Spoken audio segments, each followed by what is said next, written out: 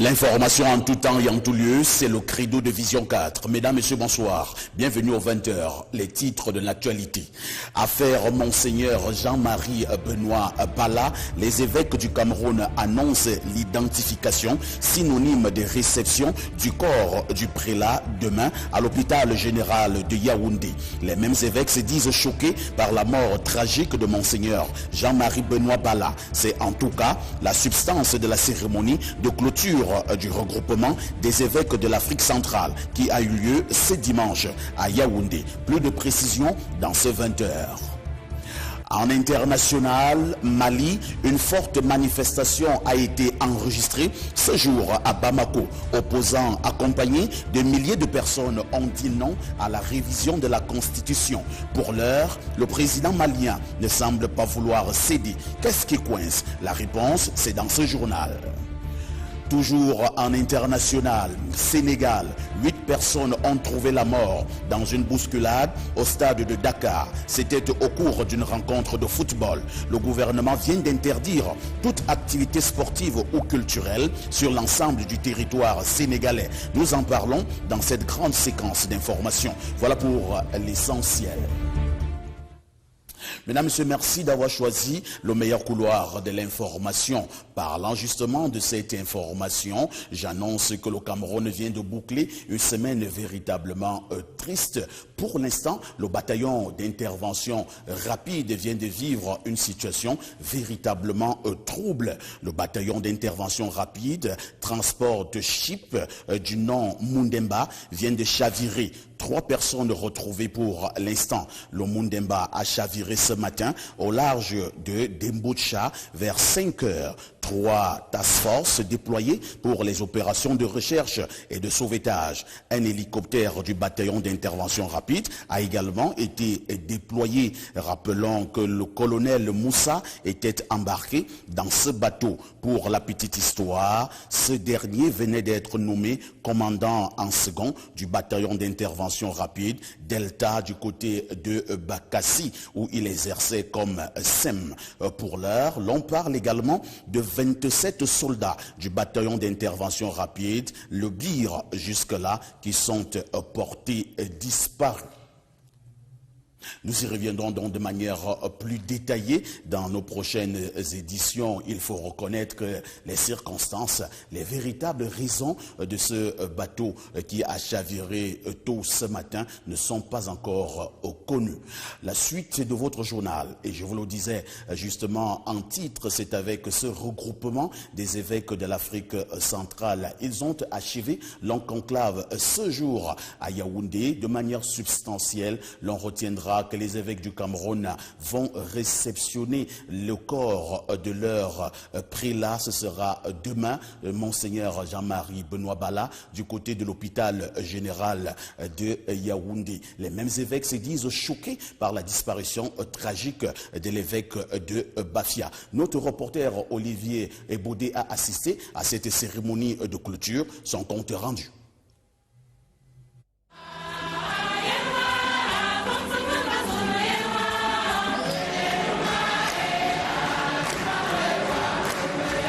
L'ambiance des grands jours qui prévaut ce 16 juillet 2017 dans cette basilique Marie-Reine des Apôtres d'un Volier cache mal la lourde peine des évêques depuis le début de leurs travaux le 10 juillet dernier.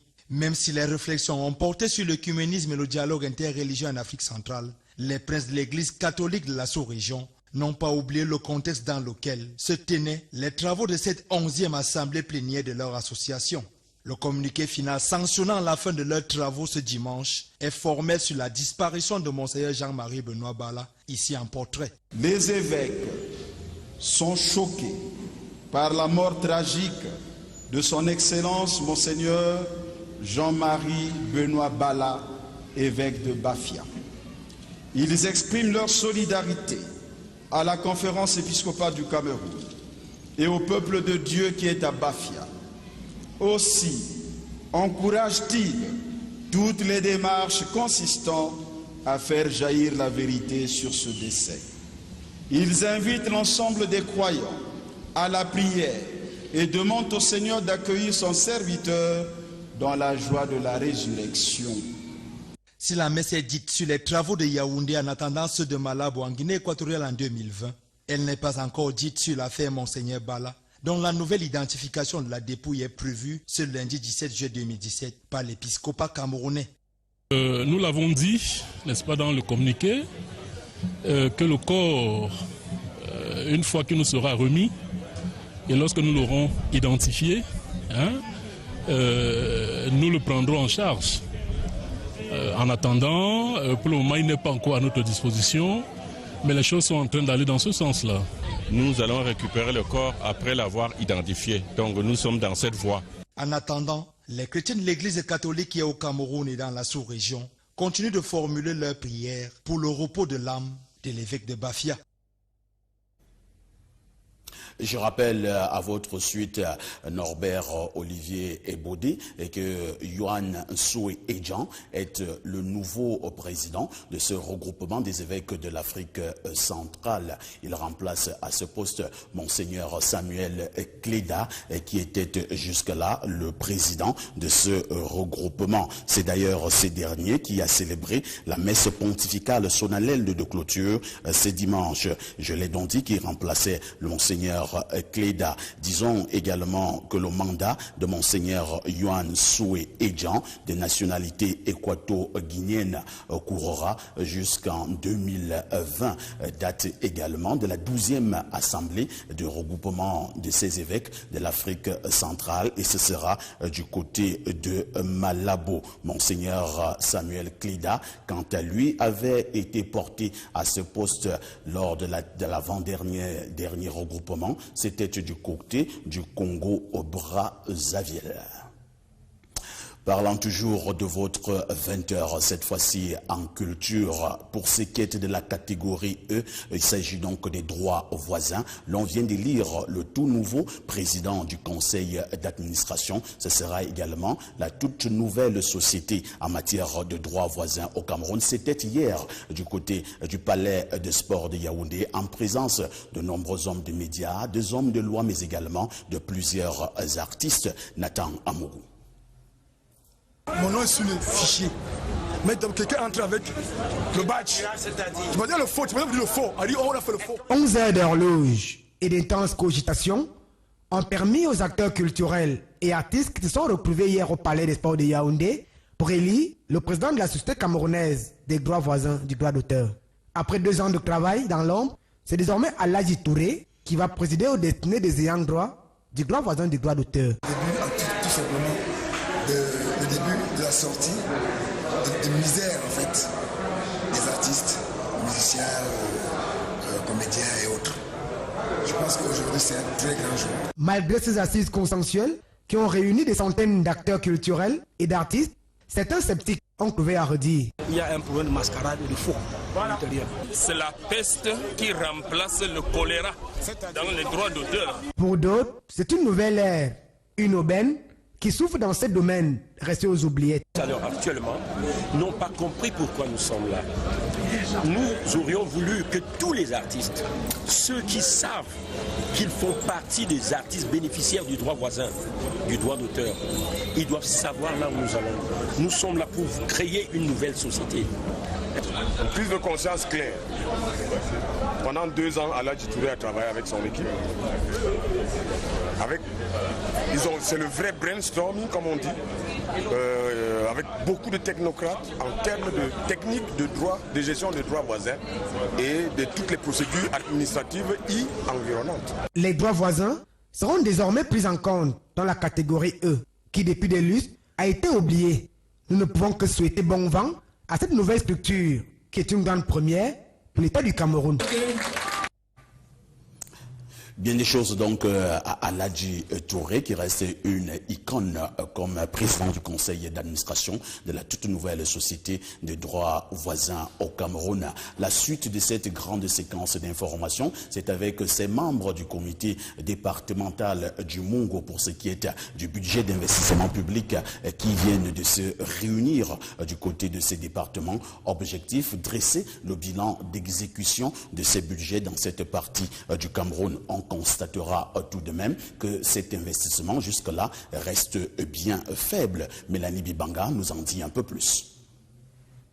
C'est le taux d'exécution des travaux physico-financiers des projets affectés dans le département du Mungo, région du littoral au Cameroun. Un pourcentage relativement bas qui inquiète les autorités administratives et traditionnelles.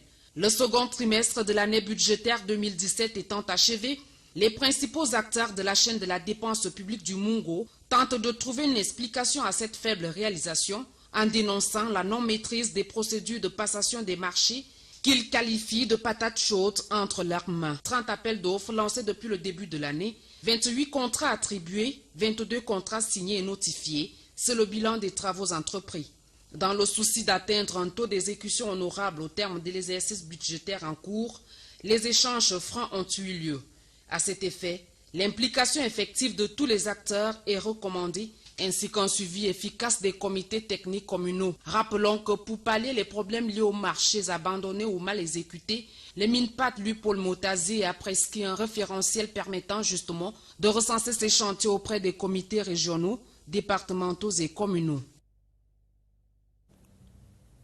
Nous parlons donc de ce mystère autour de la découverte d'un corps sans vie ce matin du côté du quartier Ahalas à Yaoundé. Les nombreuses populations sont restées jusque-là sans voix. On parle de recueillement mais également de plusieurs interrogations. Ça et là, pour l'instant, personne ne peut dire avec exactitude ce qui aurait tout simplement tué cette jeune fille. Arlé Debo Andébé s'est rendu sur les lieux de son reportage.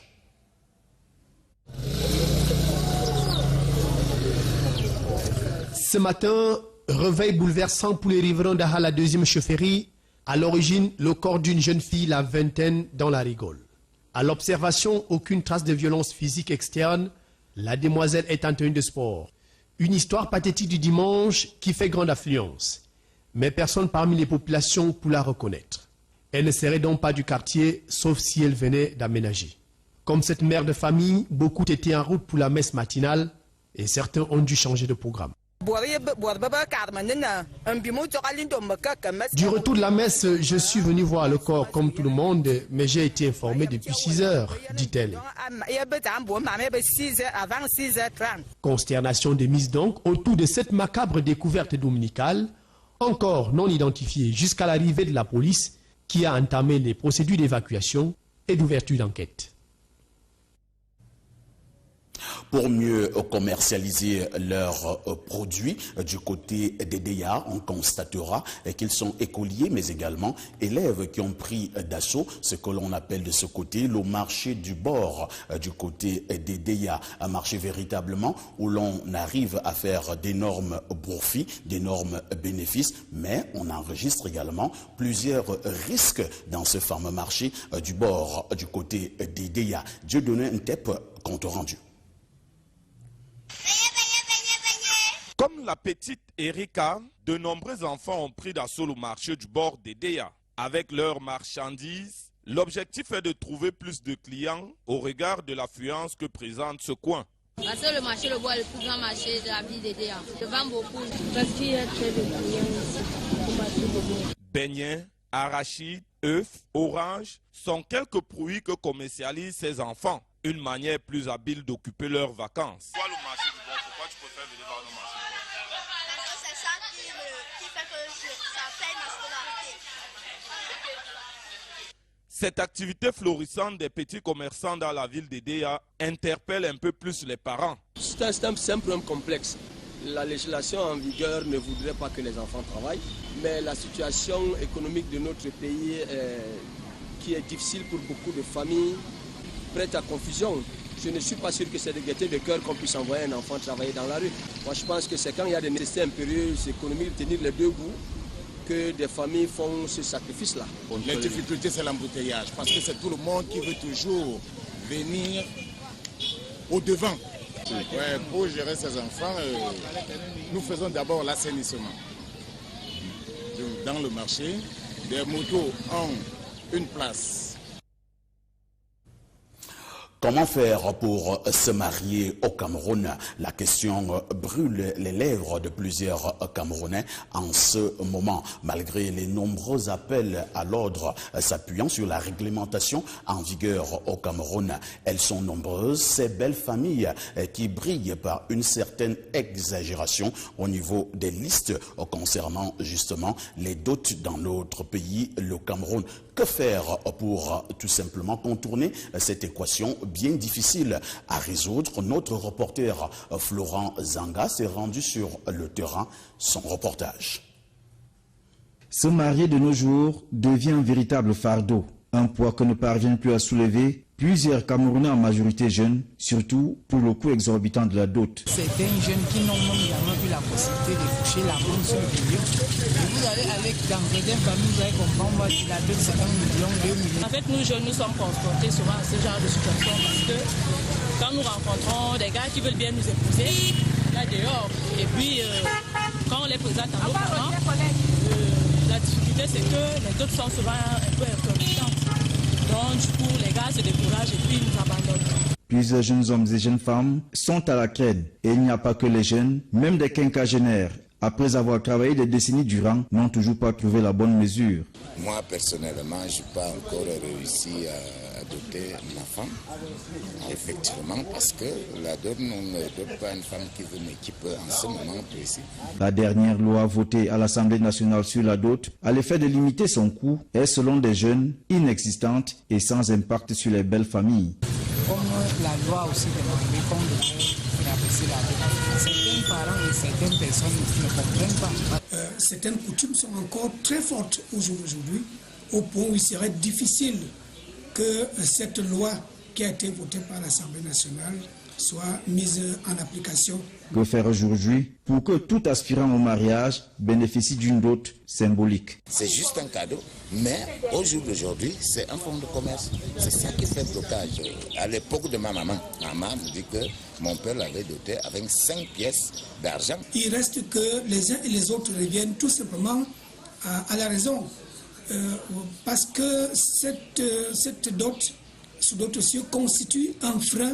Aujourd'hui même, les parents face à cette situation proposent désormais des solutions parfois après la fuite en avant du fiancé. Il faut essayer tout simplement de conscientiser, n'est-ce pas, les uns et les autres, de revenir, n'est-ce pas, à leurs meilleurs sentiments pour que la symbolique de la dot reste, n'est-ce pas, dans son sens strict.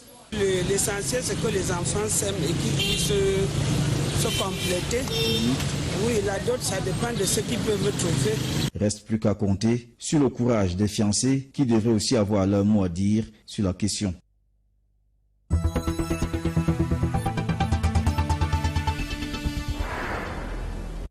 L'information à l'échelle internationale, c'est tout d'abord avec la République du Congo où les plus de 2 millions de Congolais se sont rendus dans les urnes ce dimanche. Il a été question d'élire leurs députés mais également leurs représentants départementaux. À Brazzaville, les circonscriptions électorales ont enregistré une forte population devant voter, synonyme d'une emprise sur la démocratie du côté de la République du Congo. Reportage. Les élections législatives et locales au Congo-Brazzaville ont respecté les principes. Ici, par exemple, dans la capitale congolaise, dès les premières heures de la matinée, le patron de cet arrondissement, de Poto-Poto, faisait déjà le tour du propriétaire. À 7 heures, tous nos bureaux étaient ouverts. Donc là, on est en train de passer dans chaque bureau pour essayer de voir s'il y a toujours des petits problèmes pour corriger, pour que le scrutin se déroule bien jusqu'à 18 heures. L'une des candidates de cette circonscription administrative arrive justement sur les lieux quelques heures après. Question d'accomplir son devoir civique. Elle n'a pas caché sa satisfaction. Je suis très ravie de savoir que le vote se passe bien et de savoir que la population est debout, il y a l'engouement et tout. Ça veut dire que notre message est bien passé. Mais il était également question pour cette occasion de prendre la température sur le déroulement du scrutin dans ces bureaux de vote. Depuis 8 heures, chez nous, c'est calme. On a eu des problèmes que nous avons résolus ensemble avec les délégués des différents candidats. Sinon, chez nous, c'est calme. C'est juste l'affluence qui était un peu timide entre 8h et midi. Même si les 3/4 des candidats restent proches pour la majorité présidentielle, le vote reste un devoir citoyen. Tout citoyen congolais a le devoir d'accomplir cette tâche. Parce qu'il s'agit de voter, d'élire nos futurs représentants à l'Assemblée et au Conseil départemental. Avec ces élections, il était question de finaliser la nouvelle République instaurée par le référendum de 2015. Le parti au pouvoir et l'opposition mobilisés pour ce double scrutin au Congo-Brazzaville. C'est aussi ça, la preuve d'une maturité politique. Nous restons donc du côté de la République du Congo pour parler toujours de ces élections législatives et locales. On constatera que ce jour à Brazzaville, le président congolais Denis Sassou Nguesso, comme plusieurs Congolais, est également en phase avec son esprit civique du côté de Ouenzé. C'est l'un des 9 arrondissements de Brazzaville. Pascal Ngangadiaye a suivi, le président de la République, son reportage.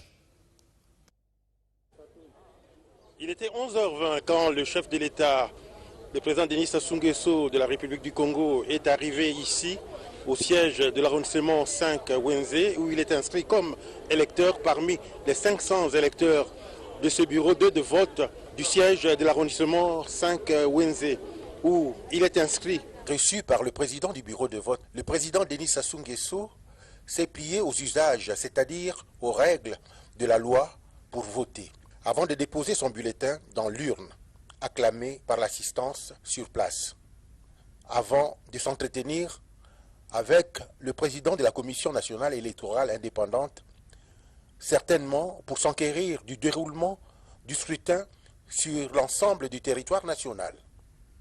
En effet, des élections législatives et locales qui ont lieu partout dans les 12 départements du pays, dans une ambiance démocratique empreinte de sérénité. D'autant plus que partout, les citoyens ont gagné tôt les bureaux de vote afin d'accomplir leurs devoirs civiques. Ici, comme partout ailleurs, on a noté la présence de la presse internationale et de nombreux observateurs tant nationaux qu'internationaux venus veiller au bon déroulement des opérations électorales. Mais moi, je souhaite que ça se passe dans la paix, comme on a vu là, qu'ils viennent s'acquitter de leur devoir de citoyen, et puis voilà quoi, qu'ils choisissent leurs députés, qu'ils choisissent leur maire pour mettre en place leur conseil municipal. C'est ce qu'on demande et que ça se passe dans la paix. Le président Denis Sassou Nguesso a quitté les lieux sous les ovations nourries des populations de l'arrondissement 5 de Brazzaville, venues elles aussi accomplir leur devoir de citoyen. Nous restons à l'échelle internationale cette fois-ci pour aller du côté du Mali qui vient d'enregistrer une forte manifestation au niveau de la cité capitale Bamako. Plusieurs opposants suivis par des milliers de civils ont tout simplement pris d'assaut les rues de Bamako pour dire non à ce projet de révision de la Constitution. Pour l'instant, le président malien semble ne pas vouloir céder. Salamatou Badian. Casquettes et t-shirts rouges arborés avec comme slogan « Touche pas à ma constitution », pancarte levée, ils sont des milliers de Maliens, partis d'opposition et société civile qui ont bondé les rues de la capitale Bamako ce week-end pour dire non au projet de révision constitutionnelle. Un projet référendaire est un projet qui concerne tous les Maliens et en aucun cas le gouvernement peut décider de tenir ce projet-là si tous les Maliens ne sont pas capables d'aller se prononcer sur une question aussi cruciale. Pour certains détracteurs du projet, les réformes proposées favorisent plus les gouvernants. Il prévoit entre autres la création d'un Sénat, d'une Cour des comptes et vise à mettre en œuvre certains engagements de l'accord pour la paix et la réconciliation du Mali. Dire non à l'imposture, parce que ce qui se passe aujourd'hui, c'est l'imposture. Les auteurs sont des imposteurs. Nous sommes là. Vive le Mali. Paradoxe, la majorité des opposants ne semble pas être contre la révision constitutionnelle. Le problème est que le contexte dans lequel elle s'organise s'avère inopportun. il y a plus qu'urgent. Aujourd'hui, l'intégrité territoriale du Mali est entachée. Et l'éducation, ça ne va pas du tout. La santé non plus. Nous pouvons dresser une liste très très longue des problèmes qui se trouvent aujourd'hui dans ces pays-là. Il est important qu'on trouve la solution à ces problèmes-là aujourd'hui avant d'envisager une révision quelconque de notre constitution. D'un autre côté, l'on dénonce dans l'élaboration de ce projet une ingérence française. C'est une constitution écrite par deux personnes, Maître Kassim Tapo et les Blancs se sont retrouvés au palais présidentiel pour nous faire une constitution qui ne colle pas à la réalité des Maliens. Toutefois, le gouvernement a reporté le vote SINDE, initialement prévu en début juillet. Une nouvelle date de référendum est attendue après convocation de l'Assemblée nationale par la Cour constitutionnelle qui a renvoyé le projet de loi devant les députés. Du côté du Sénégal, 8 personnes sont mortes hier soir à Dakar suite à une bousculade dans un stade à la suite justement d'échauffourées entre supporters. C'était au cours d'une rencontre sportive. Pour l'instant, le gouvernement sénégalais a pris des mesures fortes. On dira également, selon ce gouvernement sénégalais, que toute manifestation sportive ou culturelle est interdite dorénavant sur l'ensemble du territoire sénégalais. Sidoine Monkam. Le drame s'est produit samedi lors de la finale de la Coupe de la Ligue sénégalaise de football au stade Ndemba Diop de Dakar, la capitale sénégalaise. Des échauffourées entre les supporters au niveau des gradins ont provoqué une grande bousculade entraînant l'effondrement d'une partie de la tribune. Des dizaines de personnes se sont retrouvées écrasées, certaines piétinées dans cette bousculade. Et selon le dernier bilan provisoire, on parle de 8 personnes mortes et 88 blessés graves rapidement acheminés vers les hôpitaux de la ville pour être pris en charge. Le gouvernement sénégalais a immédiatement pris des mesures, notamment la suspension de toute activité sportive ou culturelle dans le pays jusqu'à la fin de la campagne électorale des législatives du 30 juillet prochain, en hommage aux victimes. Par ailleurs, le gouvernement sénégalais a appelé au calme et à la sérénité en indiquant qu'une enquête judiciaire est ouverte pour faire la lumière sur cet incident tragique. Mesdames et messieurs, cette circonstance particulière, suite aux événements douloureux qui se sont passés hier au stade Demba Diop, événements qui ont entraîné par leur violence la mort de 8 jeunes supporters du stade de Mbour et qui ont occasionné plusieurs blessés. Je voudrais, en cette circonstance particulière, exprimer ma compassion à toutes les familles des disparus et aux blessés. J'appelle ainsi nos compatriotes à bannir la violence sous toutes ses formes. J'ai ordonné l'ouverture sans délai d'une enquête rigoureuse qui permettra de situer toutes les responsabilités, d'identifier les fautifs et de transmettre sans délai les conclusions de l'enquête à la justice. Cependant, un doigt accusateur est déjà pointé sur l'état des infrastructures dans le pays. Le stade Ndemba Diop, par exemple, a été construit dans les années 60 et aurait certainement succombé au poids de l'âge. Et il faut dire que ce n'est pas la première fois que des catastrophes de ce genre sont enregistrées lors de grands rassemblements au Sénégal. En avril dernier, un incendie au cours d'une manifestation religieuse avait fait plusieurs dizaines de morts. Pour être tout à fait complet dans cette grande séquence d'informations, nous parlons donc de sport. Je souligne à cet effet qu'il n'y a plus finalement d'espoir pour les Lions indomptables du Cameroun pour ce qui est de la World Grand Prix de football. Les Lions indomptables enregistrent pour l'instant un capital de points bien insuffisant pour la suite de cette compétition qui aura lieu dans les prochains mois du côté de Trinité et Tobago. Étienne Bala. Selon les experts analystes à la Fédération internationale, le Cameroun est théoriquement éliminé. Les filles de Jean-René Akono ne pourront donc pas participer à la phase finale de la World Grand Prix prévue en Australie cette année. En principe, dans le groupe 3 qui compte 8 équipes, y compris le Cameroun, 4 pays devraient se qualifier à l'issue du regroupement de Trinité et Tobago. Or, dans le classement par points, la Hongrie, la France et le Venezuela jouent les leaders avec 15, 14 et 13 points avant leur dernière rencontre, quand le Cameroun est logiquement 4e avec 6 points. Dans la même poule est logé le pays organisateur de la phase finale, l'Australie, qui n'est plus dans la course des points de qualification parce que directement qualifié. Même si en gagnant leur dernier match contre le pays hôte de ces qualifications, Trinité et Tobago, les Lions ne pourront se contenter que de l'expérience, une fois de plus, acquise dans cette compétition. Ça fait du bien au moral des filles parce qu'on fait énormément d'efforts. On était un petit peu sur une spirale négative. Même contre la France hier, on a tout le temps mené de 5-6 points. À la fin, même les entraîneurs français sont venus nous voir et nous ont dit il y a quelques semaines, ils vivaient la même chose. Il a fallu qu'ils attendent après 10 matchs internationaux pour commencer à gagner. Donc on a encore de la marge, mais c'est bien pour le moral des filles, pour continuer à travailler, parce que c'est bien de travailler. C'est donc beaucoup de morale pour ces filles qui doivent s'habituer aux victoires. Nous on travaille, on a perdu hier, c'est pas parce qu'on a gagné aujourd'hui qu'on est devenu meilleur qu'hier, non.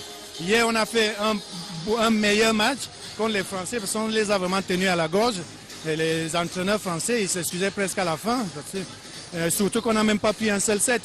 Non, c'est bien, c'est les efforts des filles, surtout mentalement. On a montré que mentalement, on pouvait dépasser un petit peu la barrière des 20 points, parce que c'est ce qui nous faisait un petit peu défaut. Plus que le Cameroun, le Brésil, vainqueur de la World Grand Prix 2016, est sur des braises. 7e actuel avec 9 points sur les 12 pays de la poule 1. Le miracle ne sera pas exclu de se voir parmi les leaders tels la Serbie, les États-Unis, les Pays-Bas, l'Italie, la Chine ou encore le Japon. Notons que la phase finale de cette compétition est prévue les 22 et 23 juillet prochains en Australie, tandis que les Lions attendront rivaliser d'Agresse avec les pays africains 12 au total lors de la Coupe d'Afrique des Nations féminines de volleyball prévue à Yaoundé en octobre 2017. Nous restons en sport Nambudo. Il faut dire que le Cameroun ne bénéficiera pas de l'expertise internationale cette année. Le stage international qui devait avoir lieu à l'étranger a tout simplement été renvoyé pour l'année prochaine. C'est en tout cas l'une des résolutions fortes de ce conseil d'administration extraordinaire qui s'est tenu ce jour à Yaoundé, un conseil d'administration qui s'est tenu pendant pratiquement une journée. Reportage.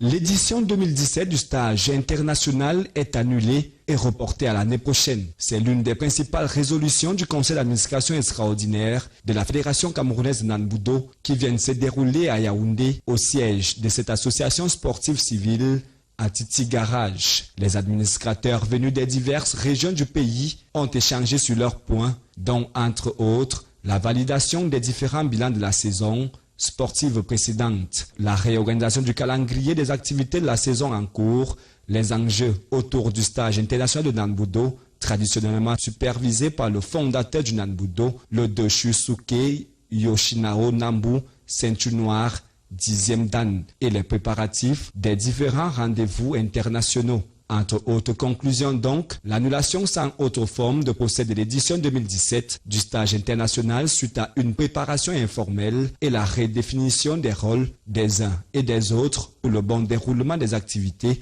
et surtout le bon fonctionnement de cette fédération. Le stage international de Nambudo qui était prévu à Yaoundé en août reste annulé, il a été annulé et toutes les instances ont été informées pour cela. Et également, nous avons ajusté le calendrier des activités nationales pour dire qu'il faut donner la possibilité aux régions, aux clubs et à toutes les disciplines de pouvoir, c'est le Sambo, le Nambudo, de pouvoir agir efficacement dans le temps qui nous est imparti pour le reste de l'année. Et sur le plan international, justement, parce qu'il faut préparer ces échéances également. Nous avons devant nous le championnat d'Afrique de Nambudo qui va finalement se dérouler en Côte d'Ivoire. Et nous avons le championnat du monde de Sambo. Il faut préparer ces échéances. Il fallait mettre tout ça en musique. Et ce conseil d'administration nous a permis de le faire. Rappelons que l'équipe nationale de Nanbudo du Cameroun défendra son titre de champion d'Afrique en Côte d'Ivoire en octobre prochain lors des championnats d'Afrique de Nanbudo, tandis que les sambistes défendront l'honneur du pays lors des championnats du monde de Sambo qui auront lieu à Sochi en Russie en novembre 2017.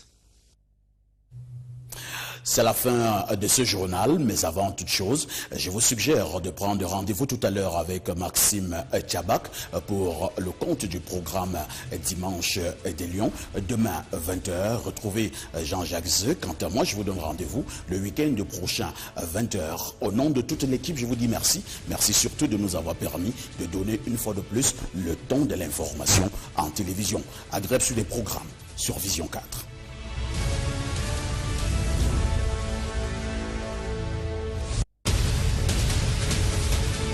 Viré. 3 personnes retrouvées pour l'instant. Le Mundemba a chaviré ce matin au large de Dembocha vers 5 heures. 3 task forces déployées pour les opérations de recherche et de sauvetage. Un hélicoptère du bataillon d'intervention rapide a également été déployé. Rappelons que le colonel Moussa était embarqué dans ce bateau. Pour la petite histoire, ce dernier venait d'être nommé commandant en second du bataillon d'intervention rapide Delta du côté de Bakassi où il exerçait comme SEM. Pour l'heure, l'on parle également de 27 soldats du bataillon d'intervention rapide, le GIR jusque-là, qui sont portés disparus. Nous y reviendrons donc de manière plus détaillée dans nos prochaines éditions. Il faut reconnaître que les circonstances, les véritables raisons de ce bateau qui a chaviré tôt ce matin ne sont pas encore connues.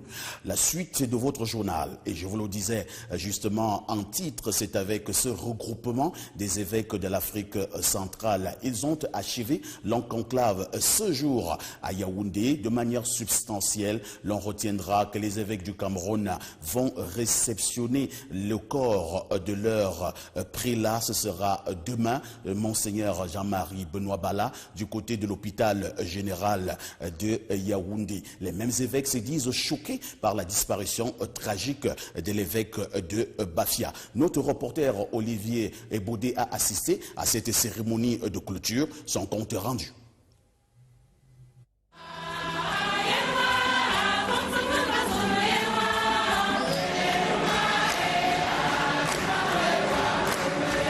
L'ambiance des grands jours qui prévaut ce 16 juillet 2017 dans cette basilique Marie-Reine des Apôtres d'Envolier cache mal la lourde peine des évêques depuis le début de leurs travaux le 10 juillet dernier. Même si les réflexions ont porté sur l'œcuménisme et le dialogue interreligieux en Afrique centrale, de ce regroupement. C'est d'ailleurs ces derniers qui a célébré la messe pontificale solennelle de clôture ce dimanche. Je l'ai donc dit, qui remplaçait le Monseigneur Cléda. Disons également que le mandat de Monseigneur Yuan Soué Edjan, de nationalité équato-guinéenne, courra jusqu'en 2020. Date également de la 12e assemblée de regroupement de ces évêques de l'Afrique centrale, et ce sera du côté de Malabo. Monseigneur Samuel Cléda, quant à lui, avait été porté à ce poste lors de l'avant-dernier regroupement. C'était du côté du Congo au Brazzaville. Parlant toujours de votre 20h, cette fois-ci en culture, pour ces quêtes de la catégorie E, il s'agit donc des droits voisins. L'on vient de lire le tout nouveau président du conseil d'administration. Ce sera également la toute nouvelle société en matière de droits voisins au Cameroun. C'était hier du côté du palais de sport de Yaoundé, en présence de nombreux hommes de médias, des hommes de loi, mais également de plusieurs artistes. Nathan Amourou. Mon nom est sur le fichier. Mais donc quelqu'un entre avec le badge. Tu m'as dit le faux, tu m'as dit le faux. On a fait le faux. 11 heures d'horloge et d'intenses cogitations ont permis aux acteurs culturels et artistes qui se sont retrouvés hier au palais des sports de Yaoundé pour élire le président de la société camerounaise des droits voisins du droit d'auteur. Après 2 ans de travail dans l'ombre, C'est désormais Aladji Touré qui va présider aux destinées des ayants droit du droit voisin du droit d'auteur. Tout simplement le début de la sortie de misère en fait des artistes, musiciens, comédiens et autres. Je pense qu'aujourd'hui c'est un très grand jour. Malgré ces assises consensuelles qui ont réuni des centaines d'acteurs culturels et d'artistes, certains sceptiques ont trouvé à redire. Il y a un problème de mascarade et de faux. Voilà. C'est la peste qui remplace le col. Les princes de l'église catholique de la sous-région n'ont pas oublié le contexte dans lequel se tenaient les travaux de cette 11e assemblée plénière de leur association. Le communiqué final sanctionnant la fin de leurs travaux ce dimanche est formel sur la disparition de Monseigneur Jean-Marie Benoît Bala, ici en portrait. Les évêques sont choqués par la mort tragique de son Excellence Monseigneur Jean-Marie Benoît Bala, évêque de Bafia. Ils expriment leur solidarité à la conférence épiscopale du Cameroun et au peuple de Dieu qui est à Bafia. Aussi encourage-t-il toutes les démarches consistant à faire jaillir la vérité sur ce décès. Ils invitent l'ensemble des croyants à la prière et demandent au Seigneur d'accueillir son serviteur dans la joie de la résurrection. Si la messe est dite sur les travaux de Yaoundé en attendant ceux de Malabo en Guinée équatoriale en 2020, elle n'est pas encore dite sur l'affaire Monseigneur Bala, dont la nouvelle identification de la dépouille est prévue ce lundi 17 juillet 2017 par l'épiscopat camerounais. Nous l'avons dit, n'est-ce pas, dans le communiqué, que le corps, une fois qu'il nous sera remis, et lorsque nous l'aurons identifié, nous le prendrons en charge. En attendant, pour le moment, il n'est pas encore à notre disposition, mais les choses sont en train d'aller dans ce sens-là. Nous allons récupérer le corps après l'avoir identifié. Donc nous sommes dans cette voie. En attendant, les chrétiens de l'église catholique qui est au Cameroun et dans la sous-région continuent de formuler leurs prières pour le repos de l'âme de l'évêque de Bafia. Je rappelle à votre suite Norbert Olivier Ebodé et que Yohan Soué Edjan est le nouveau président de ce regroupement des évêques de l'Afrique centrale. Il remplace à ce poste Monseigneur Samuel Cléda qui était jusque-là le président. Dans les droits d'auteur. Pour d'autres, c'est une nouvelle ère, une aubaine qui souffrent dans ce domaine, restés aux oubliettes. Alors actuellement, n'ont pas compris pourquoi nous sommes là. Nous aurions voulu que tous les artistes, ceux qui savent qu'ils font partie des artistes bénéficiaires du droit voisin, du droit d'auteur, ils doivent savoir là où nous allons. Nous sommes là pour créer une nouvelle société. Une prise de conscience claire. Pendant 2 ans, Aladji Touré a travaillé avec son équipe. C'est le vrai brainstorming, comme on dit, avec beaucoup de technocrates en termes de technique de droit, de gestion des droits voisins et de toutes les procédures administratives et environnantes. Les droits voisins seront désormais pris en compte dans la catégorie E, qui depuis des lustres a été oubliée. Nous ne pouvons que souhaiter bon vent à cette nouvelle structure, qui est une grande première pour l'État du Cameroun. Bien des choses donc à Aladji Touré qui reste une icône comme président du conseil d'administration de la toute nouvelle société de droit voisin au Cameroun. La suite de cette grande séquence d'informations, c'est avec ces membres du comité départemental du Mungo pour ce qui est du budget d'investissement public qui viennent de se réunir du côté de ces départements. Objectif, dresser le bilan d'exécution de ces budgets dans cette partie du Cameroun. On constatera tout de même que cet investissement jusque-là reste bien faible. Mélanie Bibanga nous en dit un peu plus. 7%, c'est le taux d'exécution des travaux physico-financiers des projets affectés dans le département du Mungo, région du littoral au Cameroun. Un pourcentage relativement bas qui inquiète les autorités administratives et traditionnelles. Le second trimestre de l'année budgétaire 2017 étant achevé, les principaux acteurs de la chaîne de la dépense publique du Mungo tentent de trouver une explication à cette faible réalisation en dénonçant la non-maîtrise des procédures de passation des marchés qu'ils qualifient.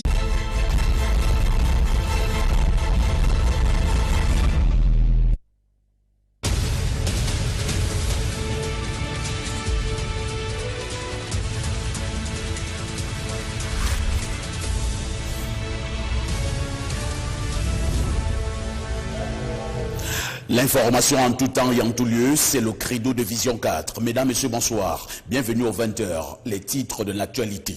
Affaire Monseigneur Jean-Marie Benoît Bala. Les évêques du Cameroun annoncent l'identification synonyme de réception du corps du prélat demain à l'hôpital général de Yaoundé.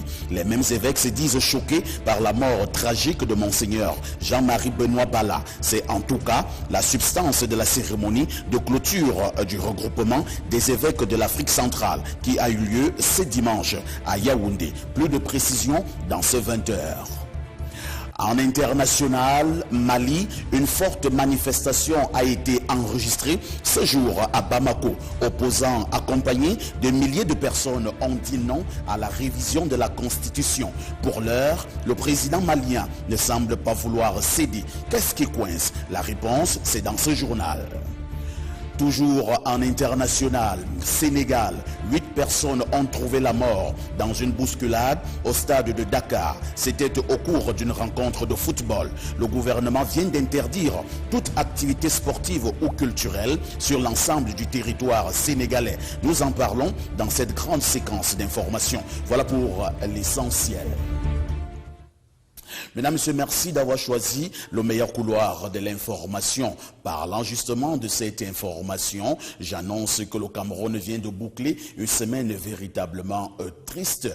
Pour l'instant, le bataillon d'intervention rapide vient de vivre une situation véritablement trouble. Le bataillon d'intervention rapide, transport de ship du nom Mundemba, vient de